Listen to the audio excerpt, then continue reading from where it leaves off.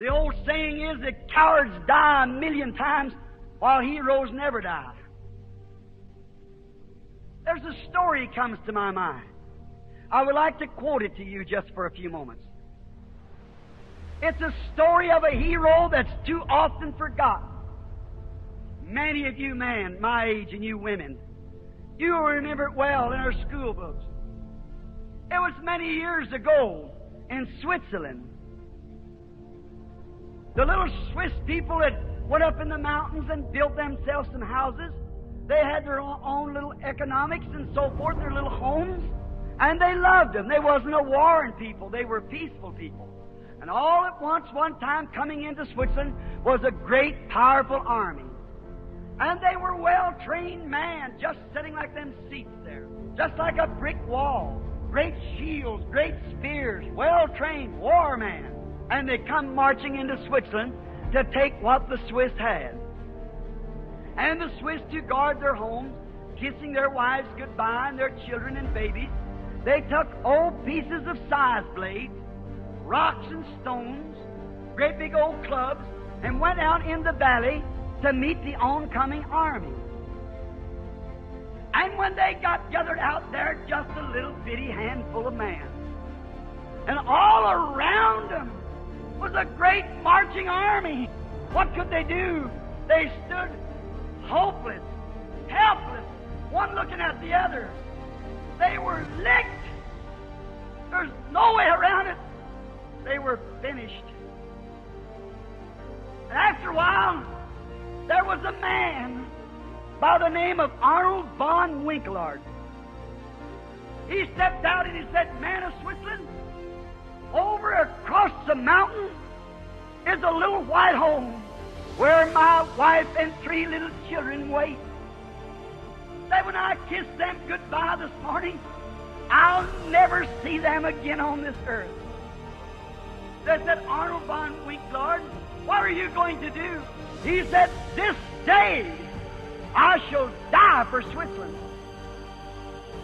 Well, they said, "Arnold von Winkelard, that will do no good.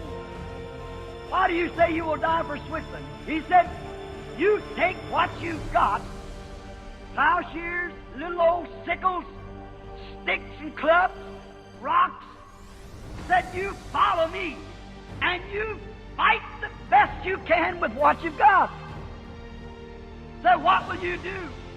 And he threw down his sickle, his thing that he was going to fight with. He raised up his hand, and he screamed to that big army. He looked around. He saw where the thickest of spears was, just everyone in uniform numbers, marching them right against the mountain. On. Oh, that's the way the devil does it. Marching them right into the corner. He raised his hand, and he screamed, "Make way for liberty!" And the oncoming army wondered what. And he started running. And he screamed again, "Make way for liberty!" And when he got right into this great big bunch of spears where many pointed to catch him, he grabbed his arms out like this and got a whole armful of those spears and threw them into his bosom. Such a display of real heroism. It upset that big army, and it routed them.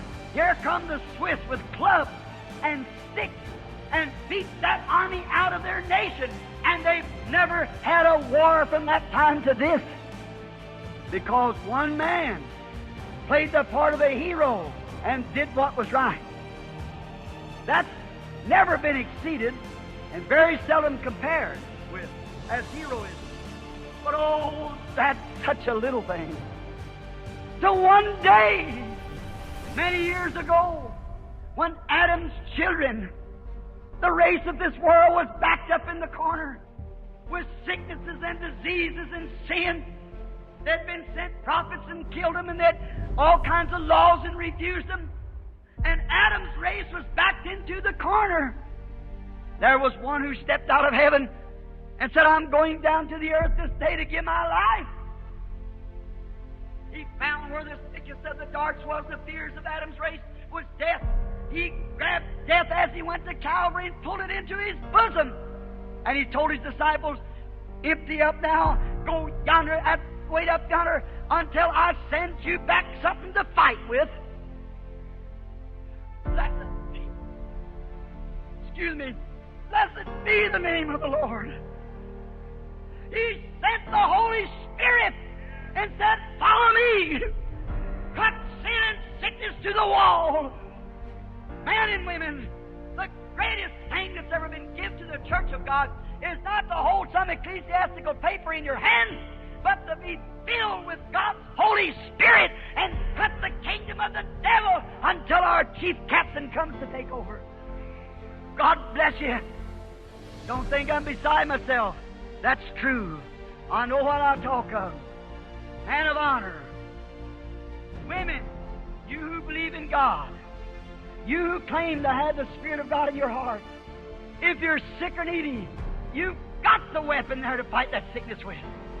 It's in you. God gave it to you.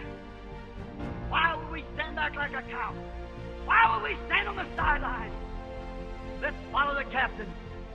Let's follow him that went to Calvary. When he went to Calvary, he was wounded for our transgressions. With his stripes we were healed.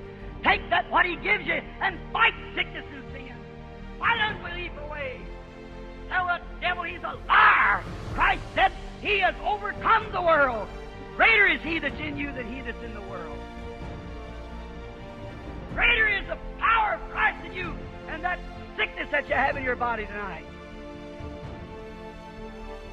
Greater is the power of Christ than that little besetting sin that you can't overcome.